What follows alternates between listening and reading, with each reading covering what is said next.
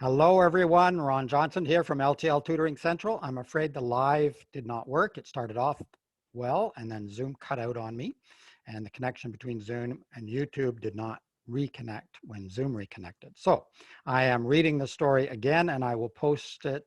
Well, if you're listening, I've already posted it, but that's technology for you. I may if we continue with these live readings, I may just do it on Zoom and send you a link so that you can join me here instead of through the YouTube channel.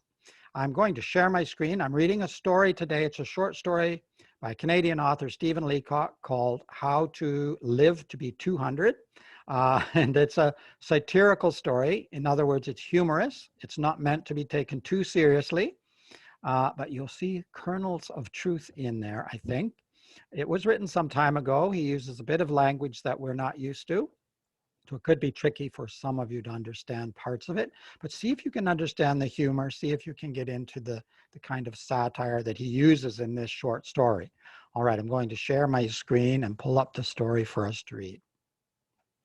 And I'm actually at the bottom because I've already read this story, but it didn't come up on the video. So here we are, How to Live to be 200. 20 years ago, I knew a man called Jiggins who had the health habit. He used to take a cold plunge every morning. He said it opened his pores. After it, he took a hot sponge. He said it closed the pores. He got so that he could open and shut his pores at will. Jiggins used to stand and breathe at an open window for half an hour before dressing. He said it expanded his lungs. He might, of course, have had it done in a shoe store with a boot stretcher, but after all, it cost him nothing this way. And what is half an hour? After he had got his undershirt on, Jiggins used to hitch himself up like a dog in harness and do Sandow exercises. He did them forwards, backwards, and hindside up. He could have got a job as a dog anywhere. He spent all his time at this kind of thing. In his spare time at the office, he used to lie on his stomach on the floor and see if he could lift himself up with his knuckles. If he could, then he tried some other way until he found one that he couldn't do. Then he would spend the rest of his lunch hour on his stomach, perfectly happy. In the evenings in his room, he used to lift iron bars, cannonballs, heave dumbbells, and haul himself up to the ceiling with his teeth. You could hear the thumps half a mile. He liked it. He spent half the night slinging himself around his room. He said it made his brain clear. When he got his brain perfectly clear, he went to bed and slept. As soon as he woke, he began clearing it again. Jiggins is dead. He was, of course, a pioneer, but the fact that he dumbbelled himself to death at an early age does not prevent a whole generation of young men from following in his path. They are ridden by the health mania. They make themselves a nuisance. They get up at impossible hours. They go out in silly little suits and run marathon heats before breakfast. They chase around barefoot to get the dew on their feet. They hunt for ozone. They bother about pepsin. They won't eat meat because it has too much nitrogen. They won't eat fruit because it hasn't any. They prefer albumin and starch and nitrogen to huckleberry pie and donuts. They won't drink water out of a tap. They won't eat sardines out of a can. They won't use oysters out of a pail. They won't drink milk out of a glass. They are afraid of alcohol in any shape. Yes, sir, afraid. Cowards. And after all their fuss, they presently incur some simple old-fashioned illness and die like anybody else. Now, people of this sort have no chance to attain any great age. They are on the wrong track. Listen. Do you want to live to be really old, to enjoy a grand, green, exuberant, boastful old age, and to make yourself a nuisance to your whole neighborhood with your reminiscences? Then cut out all this nonsense. Cut it out. Get up in the morning at a sensible hour. The time to get up is when you have to, not before. If your office opens at 11, get up at 10:30. Take your chance on ozone. There isn't any such thing anyway. Or if there is, you can buy a thermos bottle full for 5 cents and put it on a shelf in your cupboard. If your work begins at 7 in the morning, get up at 10 minutes to. But don't be a liar enough to say that you like it. It isn't exhilarating, and you know it. Also, drop all that cold bath business. You never did it when you were a boy. Don't be a fool now. If you must take a bath, you don't really need to. Take it warm. The pleasure of getting out of a cold bed and creeping into a hot bath beats a cold plunge to death. In any case, stop gassing about your tub and your shower as if you were the only man who ever washed. So much for that point. Next, take the question of germs and bacilli. Don't be scared of them, that's all. That's the whole thing. And if you once get on to that, you never need to worry again. If you see a bacilli, walk right up to it and look it in the eye. If one flies into your room, strike at it with your hat or with a towel. Hit it as hard as you can between the neck and the thorax. It will soon get sick of that.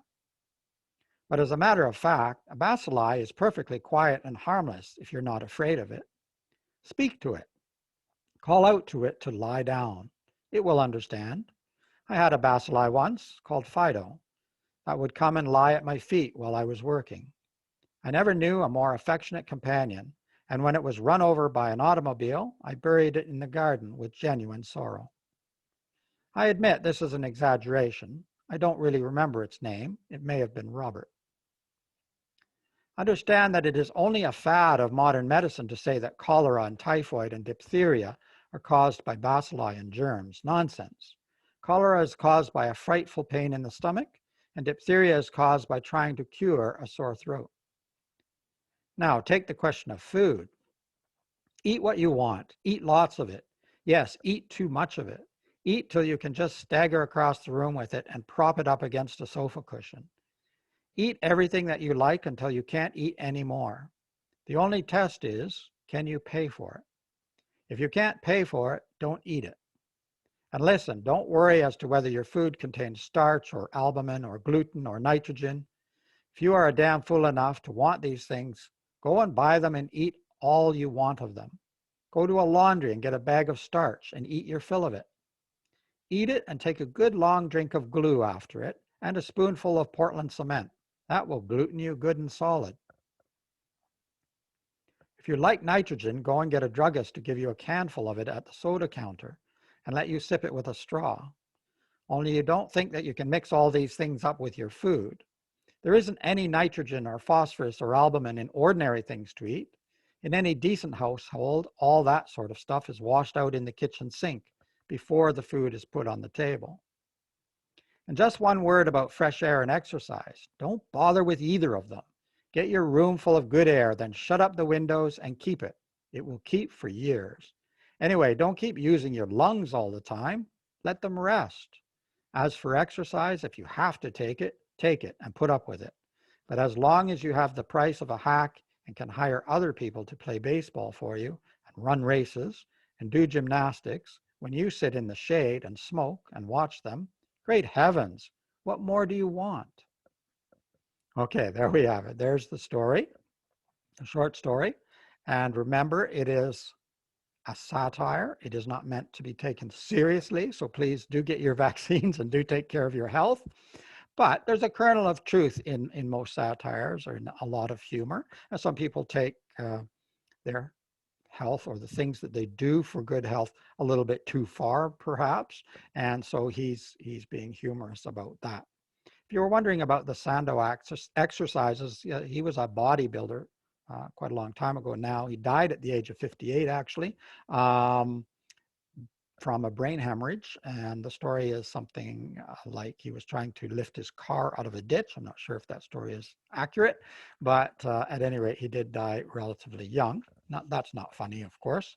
But it does lend a little bit of truth to the idea that sometimes you can do everything right and you can catch something and die anyway.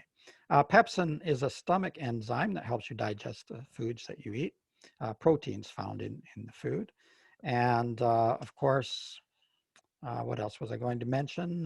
Gluten. Well, you've heard a lot about gluten. Everybody wants to avoid gluten these days. There are people who can't eat gluten, who have allergies or celiac disease, and they can't eat gluten. For most people, gluten is fine, probably even good in some cases if there's not too much. Like anything else, everything in moderation, but that is a protein found in grains, and albumin is in the white of eggs and probably in other things as well.